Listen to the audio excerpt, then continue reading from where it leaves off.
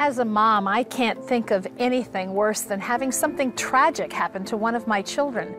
But the tragedy experienced by a mother in Armenia goes beyond anything most of us could imagine or fear.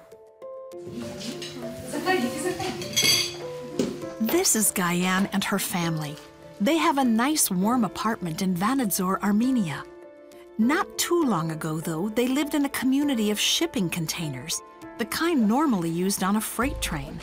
Cold metal boxes adapted for a home. It is already 20 years that we live in this container. It is hard to live in such harsh conditions. I show you the hole where the rats come out. This is the trap, which helps us to catch the rats. These were meant to be temporary housing following an earthquake 20 years ago. You won't find many comforts here. Certainly no insulation against the frigid Armenian winters.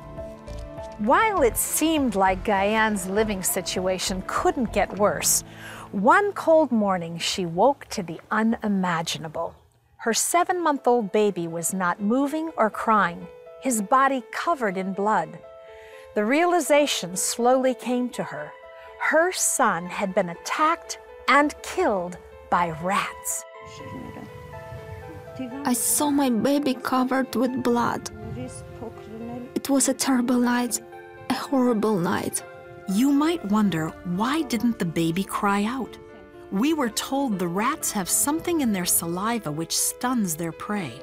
When the rat attacked an older sibling, she woke up screaming.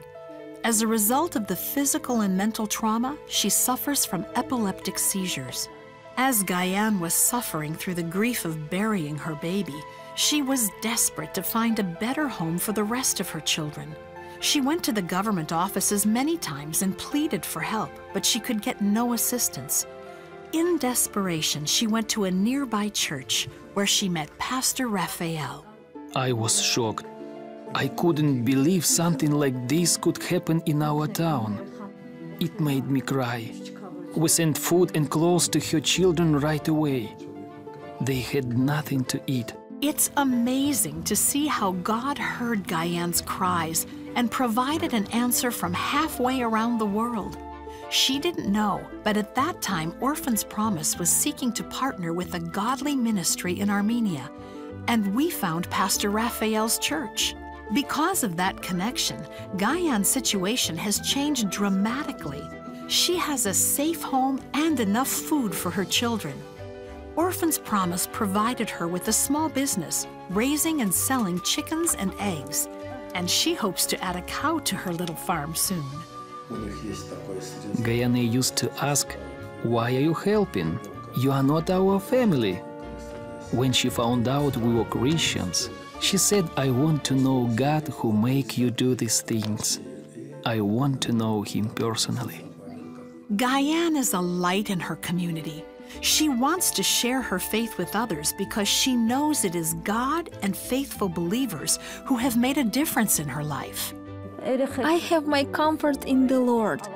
I'm very thankful to all the people who helped me out in this terrible situation.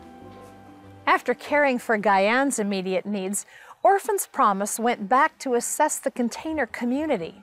What we found was hundreds of families trapped in more than 20 years of crippling poverty, a generation of young people who had grown up without vision for a better life. It was the perfect situation to open an Orphans Promise training center. Here, young people are being challenged to think in new ways, to dream about what they want in life, and to set goals to attain it. It's so important for each one to grasp God's love and purpose, and to understand that through the cries of one desperate mom, God came to restore the entire community.